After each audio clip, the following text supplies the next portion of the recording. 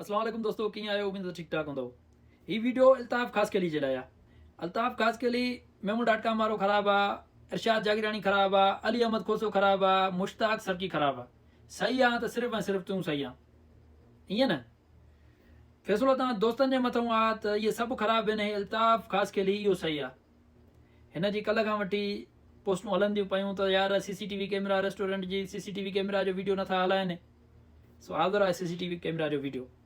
तव्हां वीडियो ॾिसो, हे चए थो पियो त इरशाद जागरानी मूंसां मिसबिहेव कयो आहे ऐं मूंखे रिस्पॉन्स न ॾिनो अथई, हुन मैनेजर मूंसां मिसबिहेव कयो आहे ऐं इरशाद जागरानी मूंखे रिस्पॉन्स न ॾिनो आहे। हे ॿ टिनि ॾींहंनि खां वठी रड़ियूं करे थो पियो त मां हुते वियुमि, CCTV कैमरा आहिनि ऐं उन जी जेको आहे सो वीडियो छो नथी हलाई वञे त हिन जे जेको आहे सो मैनेजर मूंसां मिसबिहेव कयो आहे। मैनेजर जो चवणु आहे त इरशाद जागरानी हिकिड़ी फैमिली सां गॾु वेठो, हे वीडियो ठाहींदो, उन्हनि जी तरफ़ वञी रहियो ऐं मां हुनखे ॿांह खां वठी झलियुमि त बाबा हेॾे न वञो, असांखे इजाज़त न आहे कंहिं बि फैमिलीअ जी वीडियो रिकॉर्ड करण जी।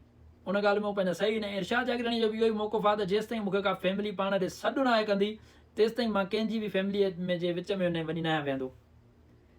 ऐं ॿी ॻाल्हि आहे त हीअ जेको आहे सो चए थो त इरशाद जागरानी मूंखे रिस्पॉन्स न ॾिनो, त तव्हां CCTV कैमरा जे वीडियो में ॾिसी सघो था त हिन जे हथ में माइक आहे ऐं हीअ जेको आहे सो इरशाद जागरानी खां इंटरव्यू करे थो पियो त हे उहो वीडियो छो नथो रखे।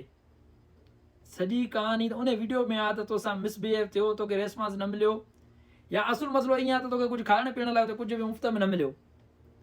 ही हर टाइम ग़रीब कार्ड खेॾी कंहिंजी न कंहिंजी इज़त सां खेॾे थो पियो, कंहिंजी न कंहिंजी रिपोटेशन ख़राबु करे थो पियो।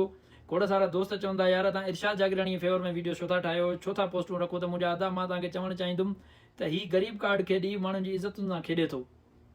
हीअ चए थो मां ग़रीब आहियां, माण्हू हिन सां हमदर्दी था कनि, माण्हू हिनखे रिस्पॉन्स था ॾियनि। हे चंद लाइक ऐं व्यूज़ जे चकर में हिन इहो कंटेंट ठाहे छॾियो आहे। अवल मेमू.com वारे जे लाइ वीडियो रखियईं त दादा मां हुते बि मूंखे वीडियो भरण न ॾियनि, मूंखे रिस्पॉन्स न ॾियनि।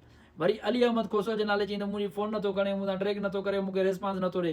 वरी मुश्ताक सरकीअ जे बारे में हिन जेको आहे सो पंहिंजो कॉल रिकॉर्डिंग रखी त मूंखे जेको आहे रिस्पॉन्स न ॾिनी, मां मिलणु चाहियां पोइ। मतिलबु हे माण्हुनि जी इज़तुनि सां खेॾंदो, माण्हुनि जी रिपोटेशन ख़राबु कंदो ऐं ग़रीब कार्ड खेॾी पंहिंजो पाण खे सुठो साबित करण जी कोशिशि कंदो, जॾहिं त सॼी दुनिया खे ख़बर आहे त हिन जो किरदारु छा रहियो आहे। माण्हू चवंदा पिया त हिन जी तव्हां जेको आहे सो हिन जे बारे में घटि वधि न लिखो। माण्हुनि खे इहा हक़ीक़त तस्लीम करणी पवंदी त हे ग़रीब कार्ड खेॾी माण्हुनि जी रिपोटेशन ख़राबु करे थो पियो